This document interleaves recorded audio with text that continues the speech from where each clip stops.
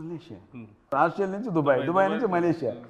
ఎందుకు అన్న బడ్జెట్ కొంచెం సహకరించడం. సరే ఓకే, చివరికి మలేషియా సరే చివరికి గోవా అంటాడు, భయపడ్డా. చివరికి ఆన్లైన్ వీసా ఉందన్న మలేషియాకి వెళ్ళిపోతుందని మలేషియాకి తీసుకెళ్ళాడు. దిగిన వెంటనే అన్న 40 డిగ్రీలు అన్నాయండ. 40 డిగ్రీలు అలా కనపడింది. ఆ రోజు నుంచి 3 రోజులు రోడ్ల పైన డ్యాన్స్ వెళ్ళా. పైగా బ్లాక్ షర్టు బ్లాక్ ప్యాంటు.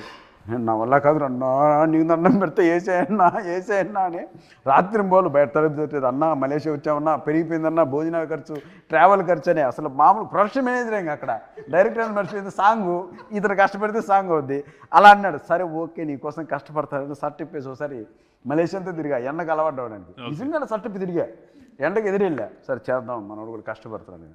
సరే ఈ ప్రాసెస్ జరుగుతున్నప్పుడు ఒకనొక సందర్భంలో రకరకాల చోట్ల తీసుకెళ్తున్నాడు. అన్న మాదే మలేషియా, మా నాయనే కట్టింది బిల్డింగ్లంతా, ఇక్కడ పర్మిషన్ వేసే అంటాడు.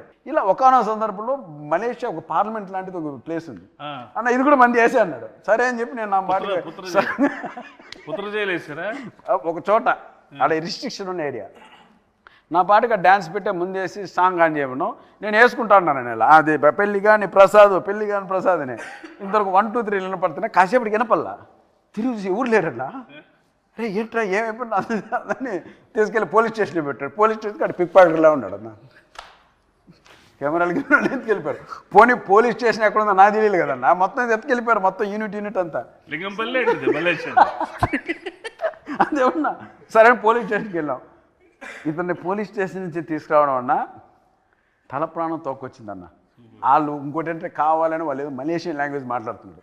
ఈయన నీదే అన్నావు కదరా, బిల్డింగ్లో మీ నాన్న కట్టాడన్నావు కదరా, మాట్లాడరా మలేషియన్ లాంగ్వేజ్ రాదు. ఇంకా ఆ రకంగా ఆ రోజు అంతా రాత్రి అంతా పోలీస్ స్టేషన్లో పొద్దున్న 3 గంటలకు బయటకు తీసుకొచ్చి అమ్మాయి